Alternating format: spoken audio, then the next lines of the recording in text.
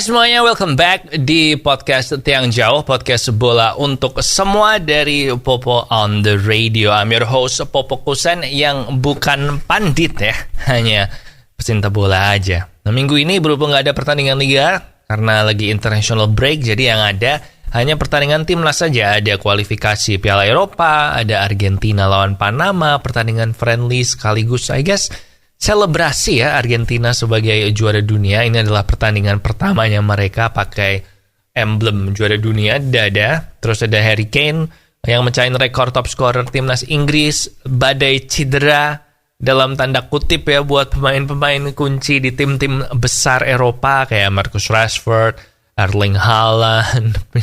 Ini gue kasih tanda kutip karena gue yakin ini kalau cederanya tuh sebenarnya garis miring istirahat sih sebelum menghadapi sisa musim yang jadwalnya nanti akan makin padat. Dan ini nih yang paling seru. Ada drama, tragedi, komedi situasi yang melibatkan 3 manajer yang kalau kita lihat sekilas sebenarnya benar-benar berbeda ya, tapi menggambarkan siklus hidup laki-laki. Jadi yang satu rambutnya tipis on the way botak, yang satu rambutnya masih tebal, dan yang satu lagi rambutnya tebal tapi bukan karena dia nggak botak, tapi karena bekas botak. Soalnya udah hair transplant 3 kali malah katanya.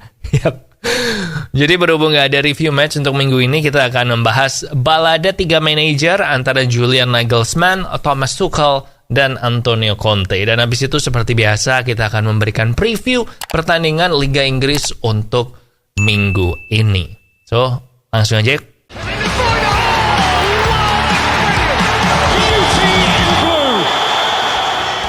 Nah, kalau kamu ngikutin bola tentu tahu lah ya kalau salah satu berita terheboh saat ini di luar batalnya undian Piala Dunia U20 di Bali adalah dipecatnya 2 pelatih, satu di Jerman, satu di Inggris, yaitu Julian Nagelsmann dan Antonio Conte. Nah, kita akan bahas yang Conte dulu karena ini podcast Liga Inggris ya, jadi kita akan bahas yang paling detail itu ya yang Liga Inggris. Nah, jadi akhirnya Conte dipecat setelah 8 hari penuh ketidakpastian di Tottenham yang dimulai dari hari Minggu lalu, jadi 10 harian yang lalu ya.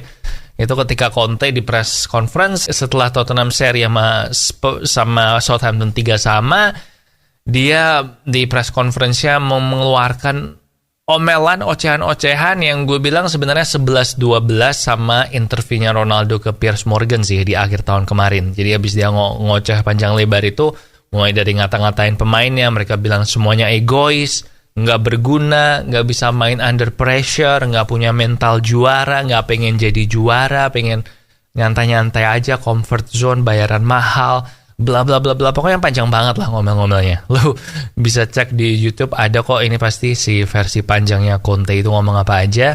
Nah, setelah press conference ini awal minggu kemarin, Conte ternyata balik ke Italia.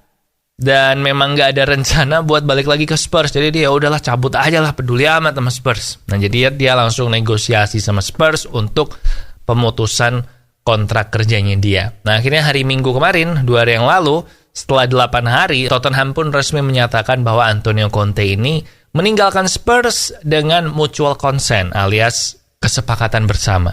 Jadi gak ada yang mecat, gak ada yang resign. Ya well, I guess resign ya. Pokoknya sama-sama sepakat, ya udahlah kita pisah aja, jadi putusnya mutual decision. Nah, bosnya Tottenham si Daniel Levy juga mengatakan, ayo teman-teman fokus semua, kita harus berjuang bersama menghadapi 10 pertandingan liga terakhir Tottenham supaya masih bisa masuk top 4 alias masuk ke Liga Champions. Nah, Levy uniknya sama sekali nggak menyebut nama Conte, nggak berterima kasih sama Conte segala macam, padahal Tottenham tuh waktu mencat Jose Mourinho pun terima kasih sama Mourinho loh. Jadi kepahitannya kelihatan banget ya. Dan uniknya Conte resign ini tuh nggak diikutin sama staff-staffnya dia. Kan biasa kalau manajer resign tuh atau dipecat, asisten-asistennya ikutan dipecat gitu. Atau minimal orang kepercayaannya ikutan. Nah, tapi ini enggak. Asistennya dia, si Christian Stellini, itu akan jadi caretaker di 10 pertandingan sisa musim ini. Dan Ryan Mason, caretaker Tottenham sebelumnya yang dipertahankan sama Conte, itu juga jadi asistennya si Stellini ini. Nah, Stellini and Mason sendiri memang sempat menangani Spurs di bulan Februari. Waktu itu si Conte harus istirahat di rumahnya karena operasi kantong empedu atau apa. Dan waktu mereka menangani ini, mereka membawa Spurs mengalahkan City sama Chelsea. 2 kemenangan yang bisa dibilang prestasi terbaik Spurs musim ini sih. Jadi mereka dirasa cocok untuk mencoba membawa Spurs ke Liga Champions musim depan. Nah, sementara Director of Football Tottenham itu mencari dan menyusun daftar siapa-siapa yang layak buat jadi manajer permanen Spurs mulai musim depan. Nah, so in the end, Conte cuma bertahan 17 bulan di Tottenham. Dia bergabung di November 2021 dengan prestasinya terbaiknya, I guess, membawa Tottenham lolos ke Liga Champions, top 4, I guess.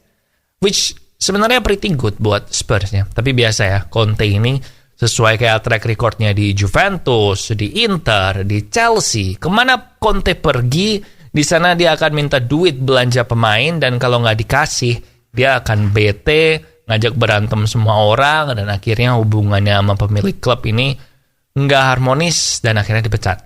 Nah, ini terjadi di Juve, terjadi di Inter, terjadi di Chelsea, dan terjadi di Tottenham. Yang membedakan adalah di Tottenham dia nggak dapat gelar. Kalau di 3 klub sebelumnya, ya minimal dia ngasih gelar juara kan. Nah, sebenarnya dari awal-awal dia ditunjuk jadi manajer Tottenham itu udah banyak yang meragukan sih kalau Conte ini cocok sama Tottenham. Karena itu tadi, Conte ini butuh duit banyak ya. Sementara si Daniel Levy, bosnya Tottenham, itu terkenal sebagai owner yang pelit. Nah, tapi, dan lo bayangin, Conte ini di Chelsea aja berasa kurang dibelanjain pemain. Padahal ini Chelsea zaman Rusia belum perang loh. Nah, itu aja dia berasa kurang.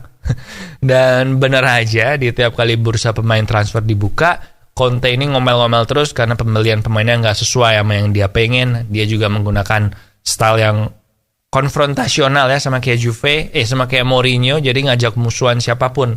Cuma bedanya kalau Mourinho ini selalu belain pemainnya sendiri, kecuali beberapa Pogba, Shaw. Nah, Conte ini dari yang tadinya belain semua, jadi ngata-ngatain semua. Jadi memang lebih parah dari Jose sih, si Conte ini. So, akhirnya balada manajer pertama Antonio Conte selesai sampai di sini. Tadi kita terakhir ngomong Tottenham mengincar manajer-manajer siapa. Nah, sebenarnya tadinya Tottenham ini pengen langsung kalau bisa hire permanent manager aja nih waktu dia negosiasi sama Conte. Nah, Tottenham sendiri sebenarnya udah lama kagum dan menganggap kalau Thomas Tuchel ini adalah pelatih top yang bisa membawa Tottenham menjadi lebih baik.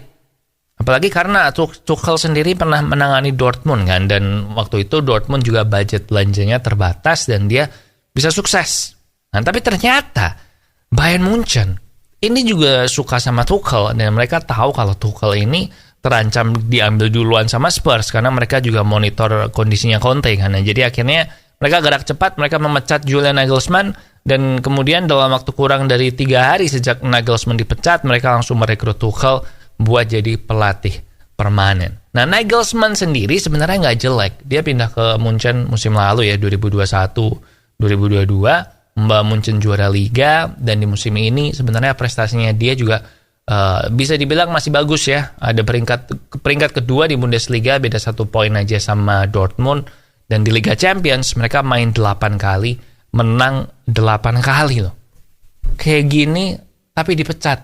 Dan tokoh-tokoh petinggi-petinggi Bayern kayak Hasan Salihamidzic sama Oliver Kahn bilang, ya selain karena kita takut Tuchel ini dibajak Spurs, kita juga khawatir karena kayaknya musim ini treble-nya Bayern Munchen akan terancam nih kalau Nagelsmann dibiarin sampai akhir musim, karena penampilannya kurang konsisten. Gila ya.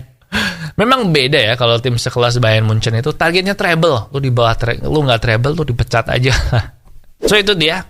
Tottenham sendiri gimana? Kandidatnya siapa aja? Ya, dengar-dengar ada Pochettino, ada Nagelsmann, ada De Zerbi, dan ada Bielsa, pelatihnya Leeds yang dulu kan. De Zerbi pelatihnya Brighton. So, antara itu sih. Kalau menurut gue, kayaknya balik ke Pochettino aja gak sih? Karena jujur, ya memang Pochettino ini sama Tottenham kayaknya memang made for each other sih. Tapi itu tadi, balada 3 manajernya ya. Sekarang kita akan preview Liga Inggris weekend ini, pertandingannya ada siapa aja. Nah, tentu aja yang paling seru adalah big match antara Man City lawan Liverpool besok Sabtu jam 6:30 malam. Partai pilihan Popo adalah ini ya, P3-nya ini. Man City lawan Liverpool. Kemudian ada lagi Chelsea lawan Liverpool hari Rabu jam 2 pagi. Itu kita bahas minggu depan aja lah. Jadi pilihan gue itu Man City lawan Liverpool jam 6:30.